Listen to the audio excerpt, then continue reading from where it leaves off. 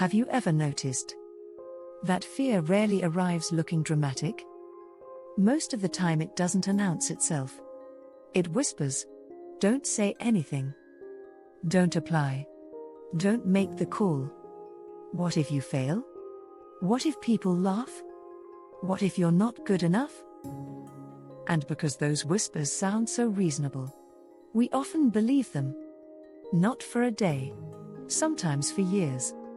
Perhaps that's why fear is so powerful. Not because it shouts the loudest, but because it speaks so quietly that we mistake it for wisdom. Today I'd like to spend a little time talking about fear. Not because I think we can eliminate it. I don't think we can. Fear is part of being human. But I do think we can stop letting it quietly decide the shape of our lives. Fear isn't the enemy. Let's begin with something that may sound surprising. Fear is not your enemy. Fear has a purpose. Thousands of years ago it kept us alive. It warned us of danger. It told us to step away from cliffs, to avoid predators, to protect the people we loved. Fear is trying to help.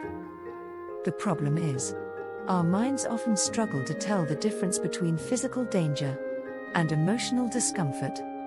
Standing in front of a tiger and speaking in front of 5 people can produce remarkably similar feelings. One can end your life. The other might simply make you blush.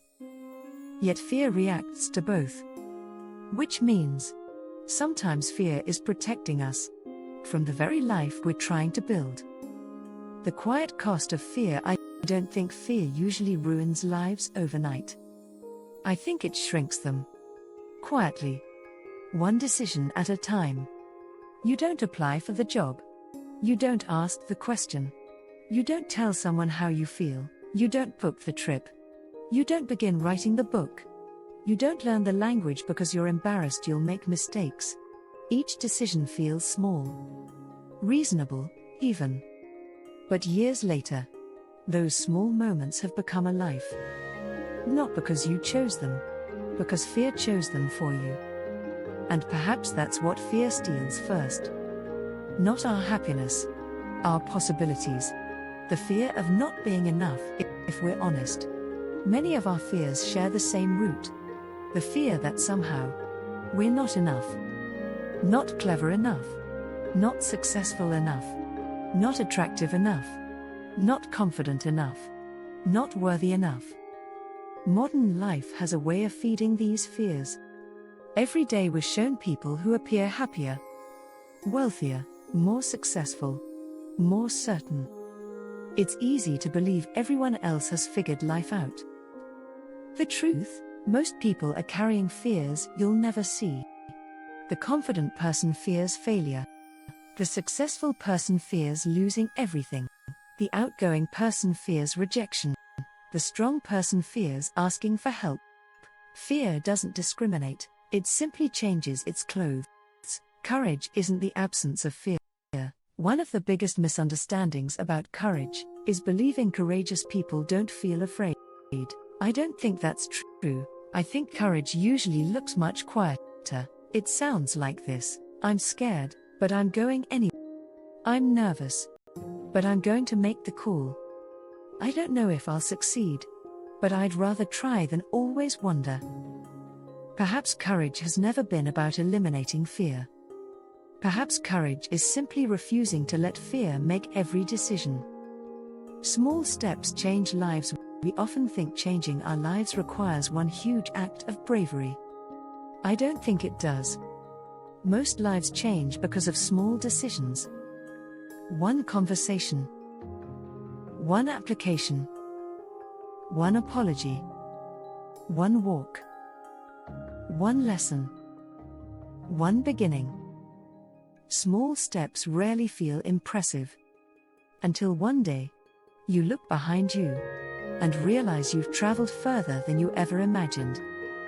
A question worth asking. Maybe there's a question each of us could ask ourselves today. Not, what am I afraid of? We probably already know the answer. Instead, what has fear been deciding for me?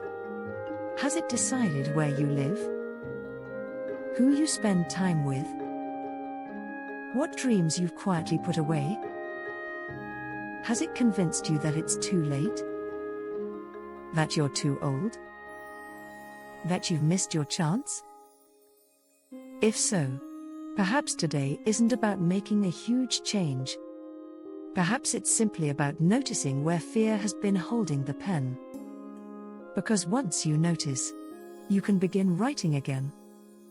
At Better You, we don't believe life becomes meaningful because fear disappears. We believe it becomes meaningful when hope begins speaking just a little louder. You don't have to become fearless. You don't have to transform your life overnight. You don't have to have all the answers. Perhaps today, you simply need to take one small step that fear has been asking you to avoid. Because fear may always have a voice, but it doesn't have to have the final word. Thank you for spending these few minutes with me today. If this reflection helped you carry today a little more lightly, perhaps someone else needs to hear it too. And wherever you are on your journey, keep becoming.